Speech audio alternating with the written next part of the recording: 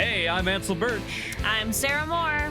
I'm Ben Banks. And it's Time to party! We are not doctors. We don't give medical advice. Please drink responsibly. Today's episode was recorded on July 1st, 2025. Welcome, friends. Welcome. I'm so very excited to have on the pod with us today two incredible performers and people, two good friends, known each of you for years at this point. And that's because we're all so old now. Because we're all so old. We just kept not dying, and here we are. Okay, all right. Time. Time marching Creeping on. up on us. Ugh. Yeah. Yeah. Oh my goodness. But the thing that brings us together today is that the three of us are all part of another podcast from Indecisionist Productions called For the Time Being, actual play podcast of a game that I designed. And we get to play time travelers, and it's a good time. This month in July, you can hear, along with our coverage of Connecticut, Yankee, and King Arthur Court, there is a game where we are playing in the Arthurian period for the time being.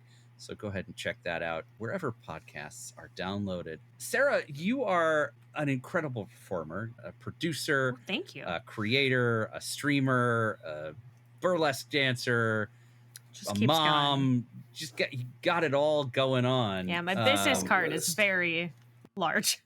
It's a placard. Yeah, do you just get a big plaque? Yeah. Yeah, it's like scrolls. I've been giving out scrolls. Oh, okay. Well, that's very on theme. Yeah. At least. Yeah. Pixies and Pins is the place for people to find you online, Correct. wherever they're searching, right? Everywhere.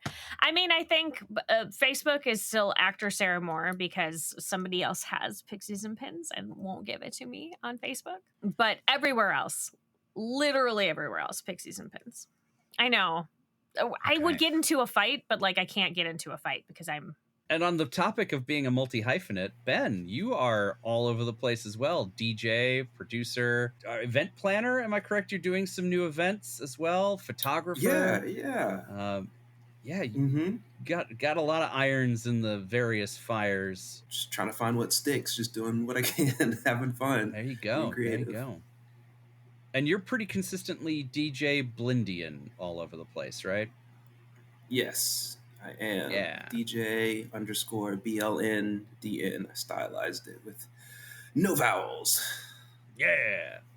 Vowels are for suckers. So links to all of that will be in the show notes, of course. Yeah, that's true. You must have Welsh ancestry. Yeah. Just pack all those consonants together. We made up extra vowels. Put them in there. But yeah, and we watched a really cool movie. If you are not hip to the Connecticut Yankee and King Arthur's Court, we specifically watched the one from 1949 that was featuring Bing Crosby and Rhonda Fleming. And we always like to read the synopsis for the audience at home, in case you haven't gotten to watch the movie yet. And this one's really going to knock your socks off, guys. I don't think you're ready for the quality of the synopsis we got from IMDb this month. A singing mechanic from 1912 finds himself in Arthurian Britain. That's it. That's it. That's all of it. That's it. Oh, I was waiting for I was waiting for more. Me too. Yeah. I scrolled past it twice going, where the hell is the synopsis? Oh, it's there. I mean, that does tie a nice bow on it. That's all you need. Because it was Bing Crosby. And at the time, you could just say, it's the new Bing Crosby movie. And everyone would go to it because he was a massive star. Yeah. And that is true. I did a little bit of research ahead of this. And yeah, it was the #1 film released at Radio City Music Hall possibly ever. It made ridiculous sums of money. It was a holiday release. So, of course, it got all that going for it. But yeah.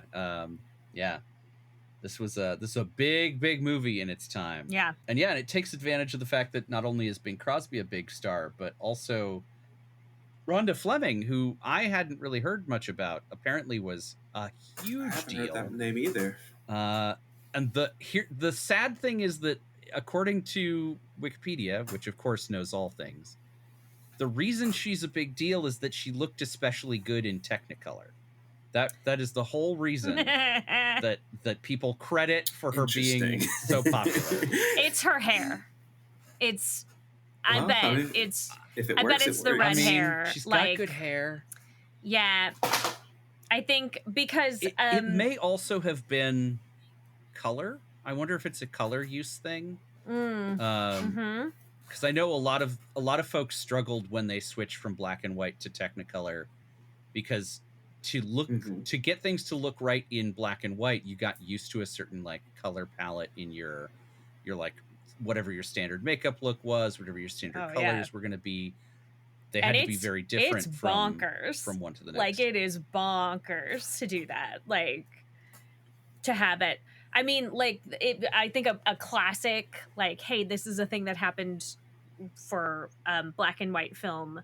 The Addams Family House, you know? Everybody remembers the Addams Family House and how it it was shades of pink. The actual set. Because that is what read correctly saturation-wise to make it the different variances for black and white.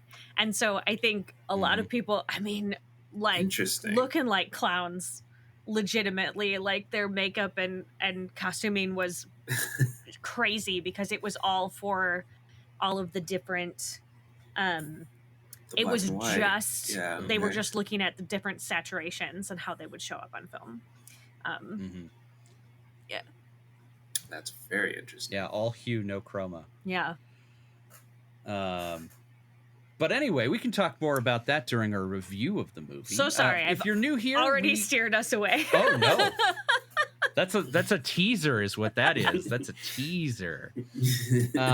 If you're new here, friends at home, what we're doing is going to be in 3 parts. This first episode, we are going to talk a little bit about the movie, like we have, and we are going to give you some smoking and drinking games, rules rather, to choose from, so that when you do get to watch the movie or watch it again, you have something to make it a little extra fun in your back pocket. Now, don't do all of these. By God, please don't. You would die. Please don't. Pick a few a la carte. No. Maybe do it with a group of friends. Everybody gets to pick different rules, and you all go, hey, and point at the screen whenever you see one. We love it. That's a great way to go.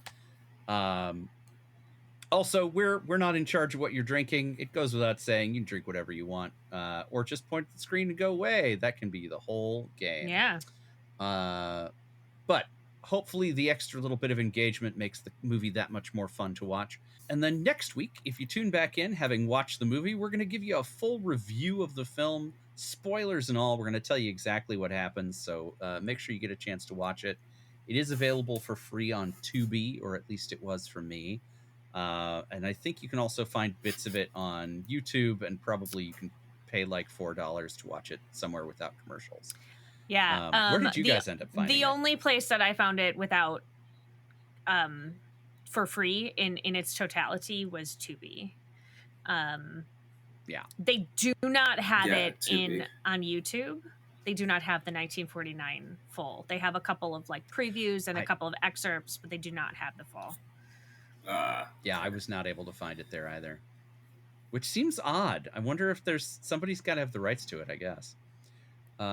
You could also pay for it on Amazon Prime. Yeah, I as with most things. Okay, gotcha. You can go to Jeff's House of Compromises and get yourself an hour and a half of entertainment. Hang out with Jeff. Yeah.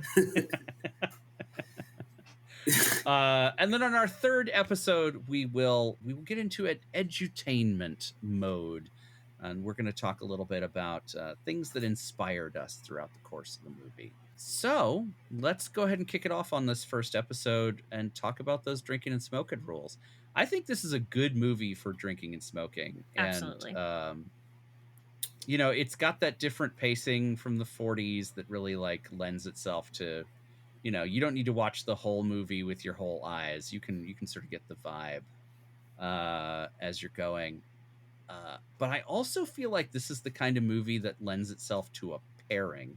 So I kind of want to put you guys on the spot and ask, what would you drink with this movie? Like, what would be your beverage of choice to go with the vibe of this film? I mean, that's a rough one. I think I'm going to go old-fashioned. Ooh, an old-fashioned. Old-fashioned. Yeah. Go down nice and smooth with this movie. Mm-hmm. You know Bing is a bourbon boy, so... Oh, I would imagine that is true. Of course. I am allergic to whiskey, so I cannot have an old-fashioned. So I'm going to... And also, in general, I just don't hold my alcohol well anymore.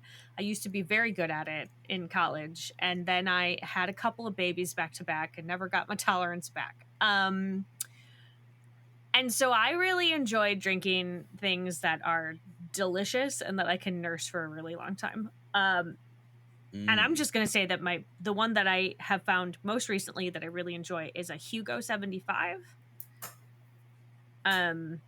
Oh, yeah. Which is like elderflower nice liqueur, and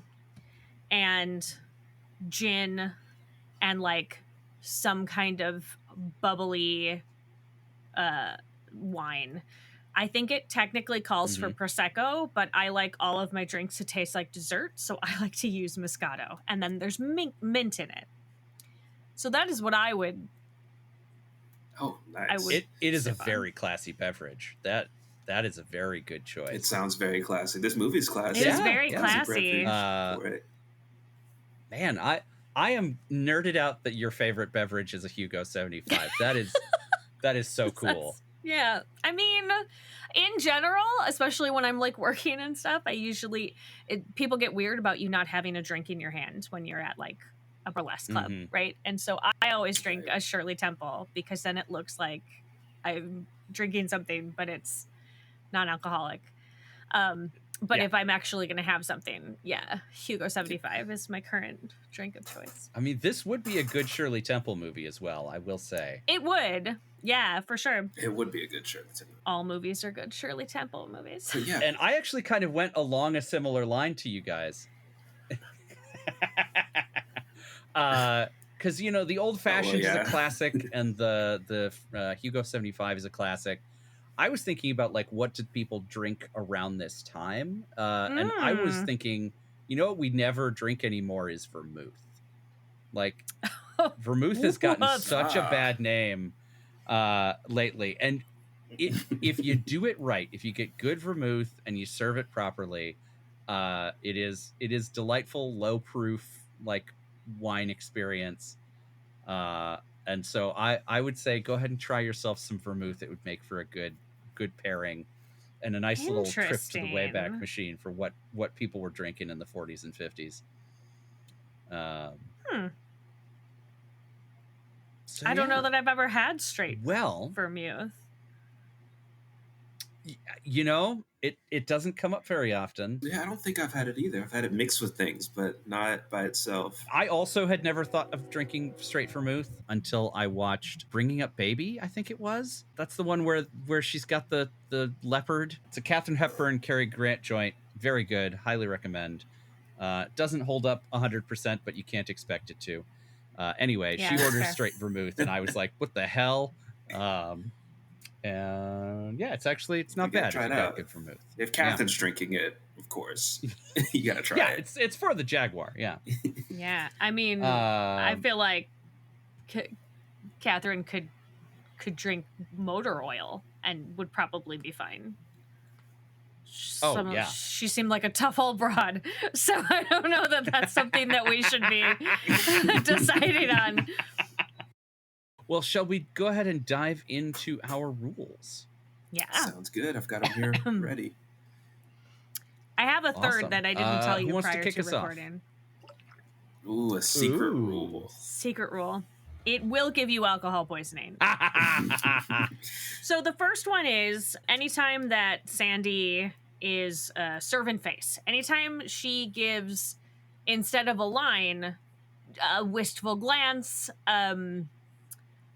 or looks of surprise or disgust, like her face is very animated during this movie. Like I think it's very clear that she cut her teeth in maybe on the stage, perhaps, because it is That girl got a lot of face. I like that. How about you, Ben? What's your first rule out the gate? My first one is anytime it feels like a song is about to start. Because even though it was Bing Crosby, I didn't realize it was a musical. So when he starts singing, I was like, oh, what's going on? And so I was expecting it so many times. And it didn't happen as often as I thought it would. But there is quite a few songs. Yeah. There was a lot of like musical swells that just didn't go anywhere. Oh, it was like we're about to sing, and no. It was like they were just musically edging us the whole time. I was about to say musical edging. Is that what you're gonna say? Yeah. That's a technical term. Yeah, I'm entering it into the filmic lexicon. Yeah, the composers are like, this is our favorite thing to do. Check this out. Up. Nope. No, just kidding. They're gonna give it to their lines. Is Bing about to hit you with another rock hard classic? Nope. Hey. And then when you don't expect it, they just start like, and I was like, what is going on? Yeah, it's just, and then it's a surprise. Yeah, it's a surprise every time, and it's a random. Yeah, like with Arthur. Why are we singing about this? Arthur, Saggy, and Bing, their little thing. I was like, what is this? I thought on the road what again. What a delightful little moment. Just such a weird, so strange. You know, just three besties having a good time. And then when Sandy came in at the beginning, her first entrance, and just started like singing what felt like a very private song to her uncle. Everybody was listening. It was like a little too erotic to be singing to your uncle. Yeah. I know I'm crossing over into review territory, but it did needs feel to like be said. Lancelot was supposed to be in that scene. Yeah, and then they were like, I don't know, he's on a different lot today shooting something else because that's what they did. Whoops. Yeah. I don't know. This is the only day we can shoot this. Just sing it to her uncle. Whatever. It's normal. It'll be fine. Nobody's paying that much attention. No one will even notice. They'll forget this didn't make sense by the time they leave the theater. Yeah, there are so many other confusing things here. It doesn't matter. I think that's what it is. Ansel, what is your first rule? My first rule is whenever Bing winks. No, he does do that. Never get so one many. of those trademark Bing Crosby winks. Yeah. Not enough to kill you, but certainly enough to keep the thing rolling. Yeah, and then do you also drink when Sandy tries to wink? She tries real hard. You know, I didn't put that down, but I do like that. Yeah, she does. Gets 2 or 3. It only takes a few generations, but she gets it eventually. She gets there. Yeah. Between the year 500 and 500 some years. Yeah. You drink the whole time until the wink is over. It's a long pull on that one. My second rule is drink anytime Saggy and Bing do something that makes it seem like they are the ones that are courting each other. I just felt like there was a deep connection between the two of them. There was a lot. They had something going. I really liked how familiar they were. Yeah. They were so, like, physically so comfortable with each other in a way that I was like, what's happening? I love a queer story. I don't think Hollywood loved a queer story in 1949, so I'm not sure what's happening here. But they teased it a little. Yeah, when's the Hays Code? 25? They did. They teased it a lot. 1930s. Yeah, so this is definitely under the code. They 100%. Yeah. It reminds me of, like, Sneaky Link. I'm going to go ahead and just go on another tangent. You can cut it out if you need to. Do it. We have a whole 4th episode just for tangents. Perfect. You've seen Hook? Yeah. Okay. There is this amazing classic Hollywood story about how Steven Spielberg went to Dustin Hoffman and was like, hey, I'm not sure what's going on here, but it seems like you and Bob Hoskins are playing Hook and Smee like they're gay. And he was like, "That's an old gay married he was couple." Like, correct. They are boyfriends. They have been married. They've been partners forever. And he's like, what? That's not in the script.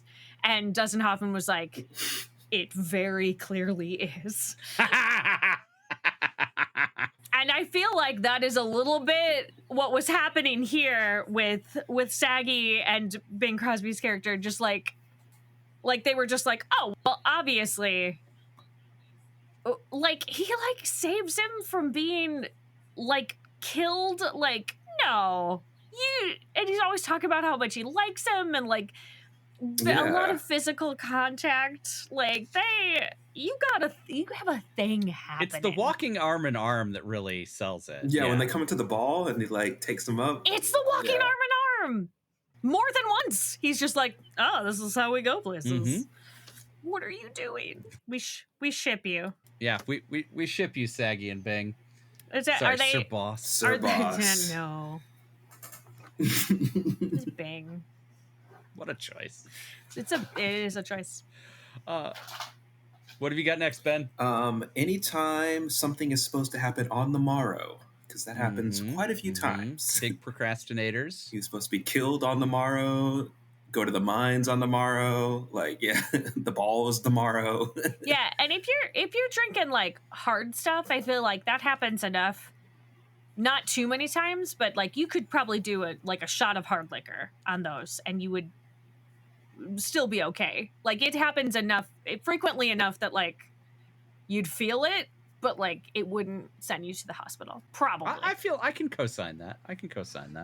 That feels right. Yeah. My next one is going to be a little bit more infrequent, and this is my only smoking rule. I don't do many smoking rules because I don't smoke myself, but this one just seemed too clever. Every time his hammer hits an anvil, take a hit. Woof. Okay, everybody. But it only happens in those two scenes, right? I was about to say, yeah, I couldn't think of when it happens besides those scenes.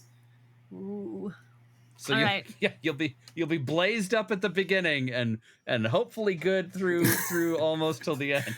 Yeah. Mellow out till Act 2, and then you re-up.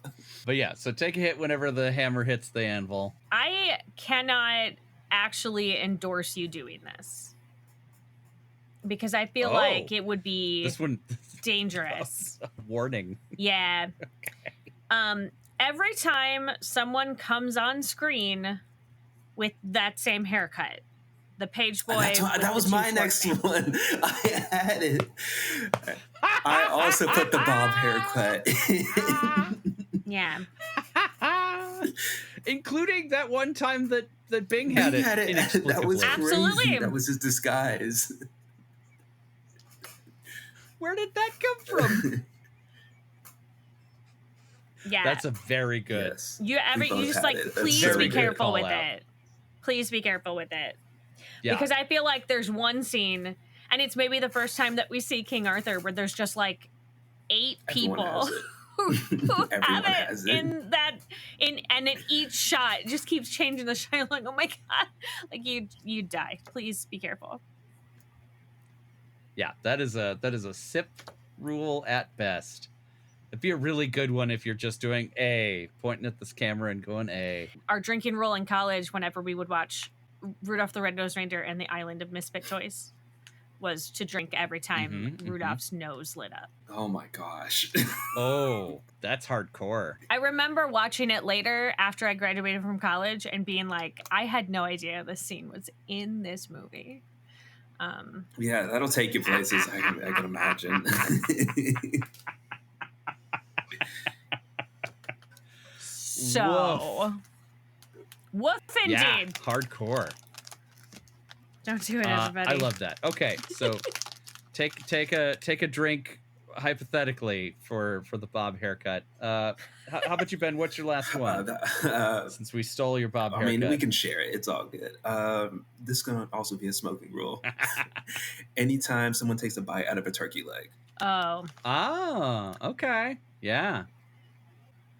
They're big roast beast, whatever that is supposed to be. They were going ham on it, which was crazy. Man, and Arthur just kept going back to it too. It was like the only thing he could think of to do in between lines was just like, I'm just gonna hold this to my mouth and hope that it covers that I'm I don't know, laughing at somebody else or something. And then Saggy had it when he visited being in jail. He was just like, I brought this for you. And he's like, I don't want it. He's like, well, no. I was like, well, it's for him, not you. Not going to let it go to waste. Also, like, I don't know if you have ever filmed where you have to eat. It is miserable. It is. It's rough. Because you have to eat.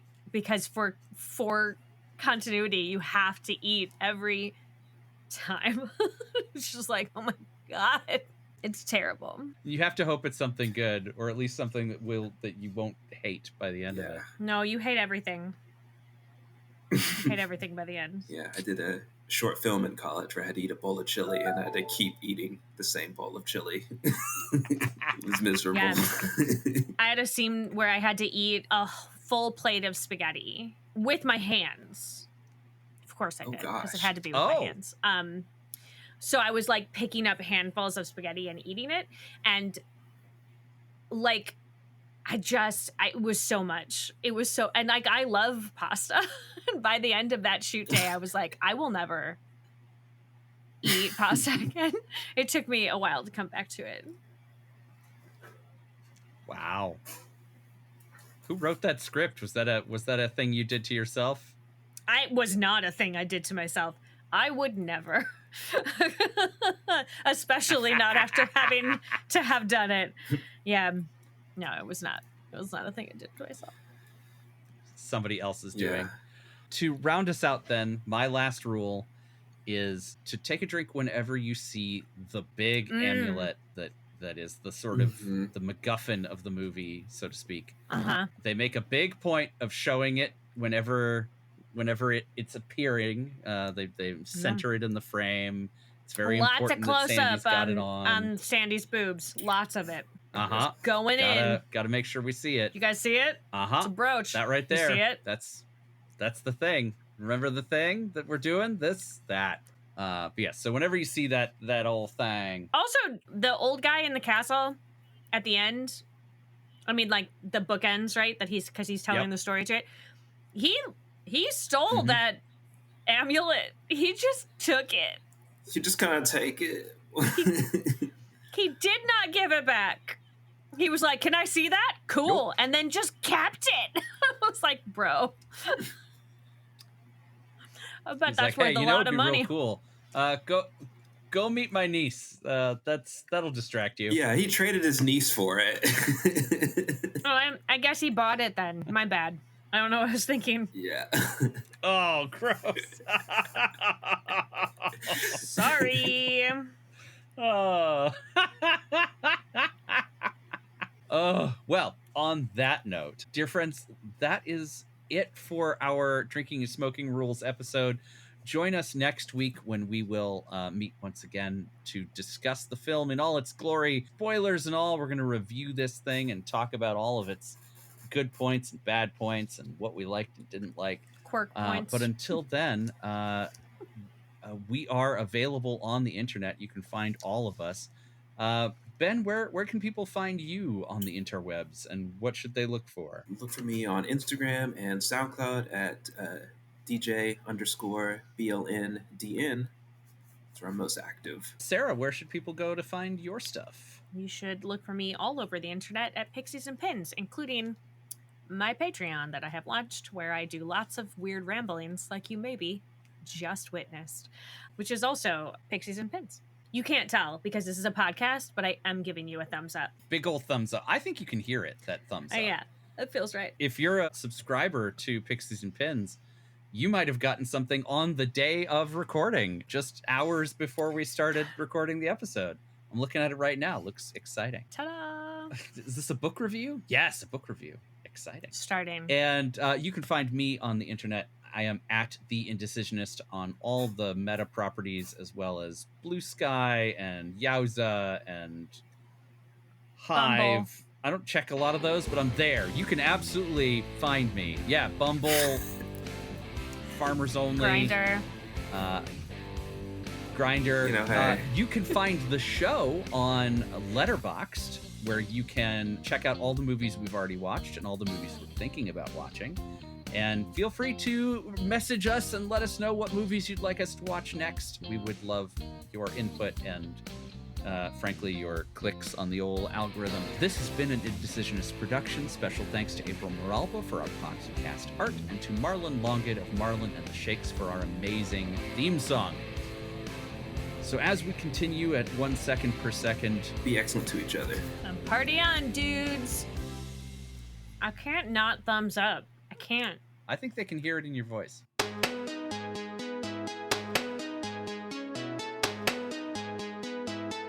Welcome, adventurers from across time and space. 5 creators have been brought together from across the internet for one purpose and one purpose alone: to travel through time and have a good time doing it. When big changes happen to the timeline, the change attracts other time travelers like gravity.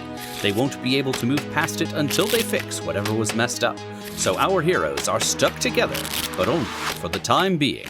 You're saying the secret part out loud. I think that she is fine. Okay, because you were both screaming. She was screaming, you were also screaming. And you have brought it here, and you are the one who is effing up the timeline. My hand is definitely still a little covered in blood, my weird hand. Do you scream when he screams? Yeah, absolutely. For the Time Being, a new actual play podcast from Indecisionist Productions, playing the Mavericks system, available wherever fine podcasts are downloaded.